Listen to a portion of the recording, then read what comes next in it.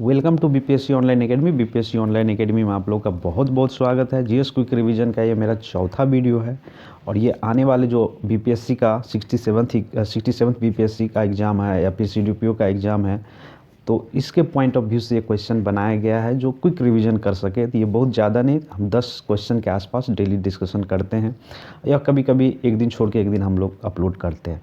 तो ये आने वाले सब, वैसे तो सभी आने वाले परीक्षाओं के लिए बहुत ही लाभदायक होने वाला है। तो चलिए सुनते हैं आज का सेशन। तो पहला क्वेश्चन है, पूर्ण स्वराज की शपथ कांग्रेस के किस अधिवेशन में ली गई थी? In which session of Congress was the oath of पूर्ण स्वराज टेकन? तो ये सेशन जो था लाहौर का 1929 में, जिसका प्रेसिडेंट थे जवाहरलाल नेहरू साहब थे। तो इस टाइम में लिया गया था पूर्ण स्वराज का। ठीक है, तो ये जवाहरलाल नेहरू के द्वारा 31 दिसंबर 1929 को एक फ्लैग जो रवि रिवर के किनारे लाहौर में फहराया गया था और उस दिन डिसीजन लिया गया था कि 26 जनवरी को हम लोग जो है इंडिपेंडेंस डे मनाएंगे। और वहीं से देशवासियों को आह्वान किया कि 26 जनवरी को इंडिपेंडेंस मनाने के लिए। और इससे पहले अगर बात करें तो 1886 में एक कांग्रेस का सेशन हुआ था कलकत्ता में, जिसका प्रेसिडेंट थे दादा भाई नौरोजी। तो इन्होंने set swaraj as the sole aim of the nationalist movement. मतलब इन्होंने कहा था कि स्वराज जो है हमारे जितने भी मूवमेंट होगा उसका एक गोल होगा स्वराज पाने का। तो वही चीज़ 1886 में स्वराज शब्द का सबसे पहले उपयोग किया गया था। और लाहौर में जब जवाहरलाल नेहरू साहब जब इसके प्रेसिडेंट बने थे तो वहाँ 31 दिसंबर 1929 को पहली बार इन्होंने झंडा फहराया था और वहीं से भी देशवासियों को ये आह्वान किए थे कि 26 जनवरी को इंडिपेंडेंस मनाएं। ठीक है, चलिए नेक्स्ट क्वेश्चन लेते हैं। तो नेक्स्ट है, किस अनुच्छेद में इंडिया को भारत कहा गया है? In which article India is called the Bharat? तो ये जो है आर्टिकल 1 में कहा गया है, हमारे संविधान के आर्टिकल पहला में कहा गया है name of the territory of union, और India that is Bharat shall be the union of a state. मतलब जो है हमारा भारत है, भारत को हम लोग इंडिया को हम लोग हिंदी में भारत बोलते हैं, और ये जो होगा यूनियन ऑफ स्टेट्स, मतलब सारे स्टेट का एक क्या होगा, यूनियन होगा। ये आर्टिकल 1 में मेंशन है। ठीक है, चलिए नेक्स्ट क्वेश्चन लेते हैं। नेक्स्ट है, संपत्ति के अधिकार को मौलिक अधिकार की सूची से किसके शासनकाल के दौरान हटाया गया था?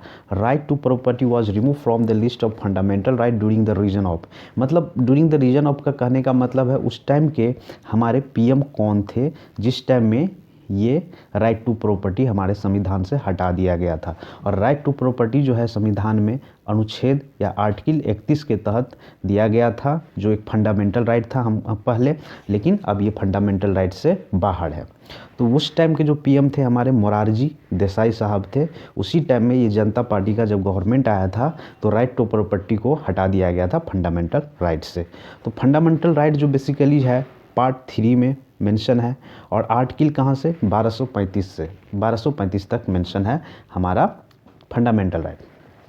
वर्तमान में 6 फंडामेंटल राइट है हमारे कॉन्स्टिट्यूशन में, संविधान में। जो पहला है राइट टू इक्वलिटी जो 14 से 18 तक है। दूसरा है राइट टू फ्रीडम, आर्टिकल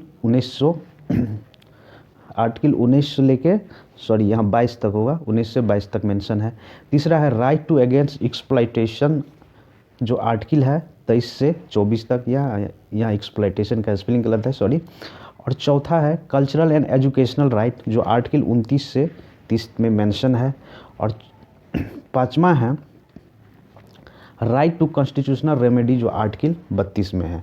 तो याद रखिएगा आर्टिकल 32 में क्या है, राइट टू कॉन्स्टिट्यूशनल रेमेडी जो आर्टिकल 32 में मेंशन है। इसमें क्या कहा जाता है, अगर आपके फंडामेंटल अधिकार या फंडामेंटल राइट का कहीं भी दुरुपयोग किया जाता है या उस पर कुछ वायलेशन होता है तो सुप्रीम कोर्ट हमारे जो है आर्टिकल 32 के तहत रिट्स जारी करेंगे, और ये रिट्स जारी करेंगे जो आपके फंडामेंटल राइट को रक्षा करेगा।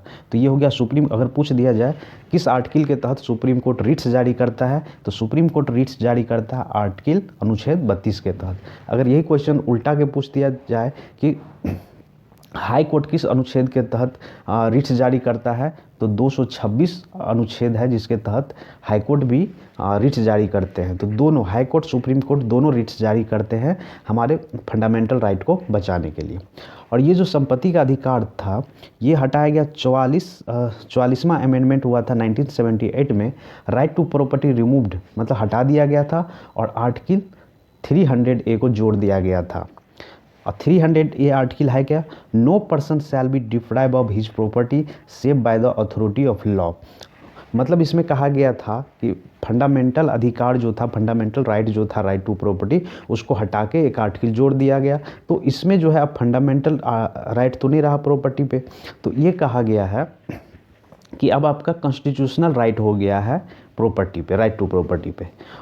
और मोरारजी देसाई जो हमारे देश के चौथे प्रधानमंत्री थे, इसका कार्यकाल 1977 से लेके 79 तक था। जो जनता पार्टी गवर्नमेंट के ये पीएम थे। इनको भारत रत्न भी मिला है, निशान पाकिस्तान जो हाईएस्ट सिविलियन अवार्ड है पाकिस्तान के, उससे भी इनको नवाजा गया है। ठीक है, चलिए नेक्स्ट। भारत पर आक्रमण करने वाला प्रथम मुस्लिम शासक कौन था? Who was the first Muslim ruler to invaded India? तो ये जो था मोहम्मद बिन कासिम थे, जो 712 ईस्वी में इंडिया पे सिंध के रीजन में इन्होंने हमला किया गया था। और यहाँ पे एक ये जो थे कहाँ के? अरब के थे। और वहाँ के कोई रूलर थे, उसके गवर्नर हुआ करते थे मोहम्मद बिन कासिम। और ये सिंध पे क्या बार बार चढ़ाई कर रहे थे। तो सिंध पे जब ये विजय प्राप्त किया तो उस टाइम एक हिंदू राजा यहाँ पे हुआ करता था जिसका नाम था दाहिर।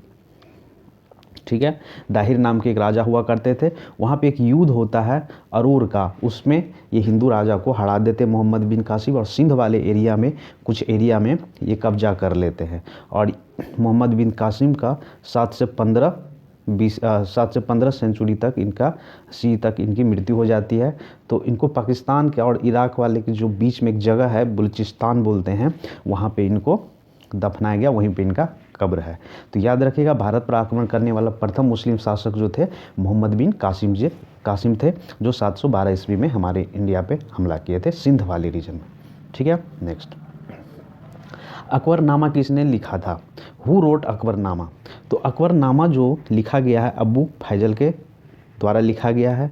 और बेसिकली ये अकबरनामा जो है बहुत मतलब कि ये 1579 में, मतलब 1579 में लिखा गया, 1579 में ये लिखा गया अबू फैजल के द्वारा। और ये पर्शियन में लिखा गया है। तो ये याद रखिए, ये पूछता कभी कभी कौन से लैंग्वेज में लिखा गया, तो ये पर्शियन लैंग्वेज में लिखा गया है। इसमें बेसिकली आपको मिलेगा official history of Akbar reign. Akbar के रीजन का जो हिस्ट्री है आपको अकबरनामा से मिल जाएगा। और ये 3 वॉल्यूम में बनाया लिखा गया है। तो याद रखिएगा, अकबरनामा किसने लिखा था? अबू फैजल ने लिखा था। सविनय अवज्ञा आंदोलन के दौरान छपरा जेल में विदेशी वस्त्रों के विरोध के लिए किए गए नंगी हड़ताल का नेतृत्व किसने किया था? Who lead the nude strike against the foreigner cloth in Chhapra jail during the civil disobedience movement? तो ये जो था राम विनोद सिंह थे। यहाँ पे सॉरी गलती लिखा गया, यहाँ पे राम विनोद सिंह इनका नेतृत्व किए हुए थे। सिविल डिसोबीडियंस के दौरान जो हुआ था यहाँ पे छपरा जेल में स्वदेशी वस्त्रों के लिए एक मांग थी। जो नंगी हड़ताल, जो फॉरेनर या विदेशी वस्त्र पहने हुए थे कैदी, वो सब हटा दिए और नंगी हड़ताल करने लगे, इसलिए कि उनको स्वदेशी वस्त्र चाहिए। तो आप देखिए सिविल डिसोबीडियंस मूवमेंट स्टार्ट कब हुआ था? तो आप कह सकते हैं ये 1930 में हुआ था। ये कौन से सत्याग्रह के बाद? ये साल्ट सत्याग्रह, या आप कह सकते हैं दांडी यात्रा जो हुआ था, जो गांधी जी किए थे, जिसको साल्ट सत्याग्रह भी बोलते हैं।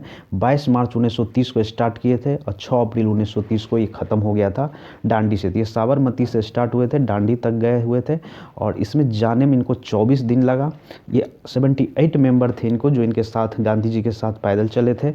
और ये जो दूरी तय किए थे तो 240 माइल या 390 किलोमीटर बोल सकते हैं।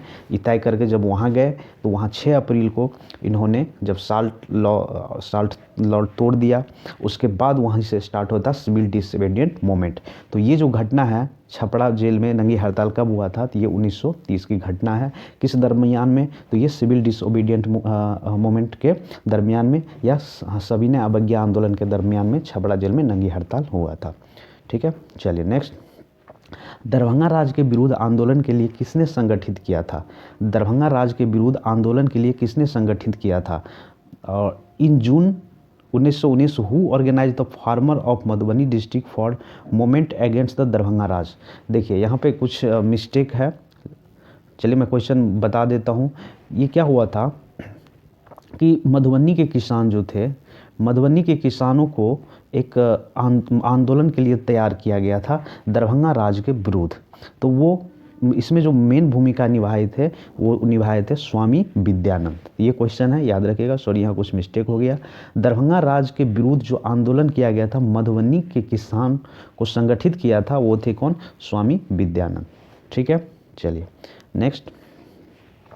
विश्व तंबाकू निषेध दिवस हर वर्ष कब मनाया जाता है? When is world no tobacco day observe every year? तो ये जो मनाया जाता है 31 मई को हर साल मनाते हैं हम लोग no tobacco day, world no tobacco days. और इस बार जो मनाया गया कमिट टू क्वाइट, इसका थीम था 2021 में जो मनाया गया 31 मई को विश्व तंबाकू निषेध दिवस। तो इसमें जो इसका थीम था ये कमिट टू क्वाइट। ठीक है। इंडिपेंडेंस लेबर पार्टी के संस्थापक कौन थे?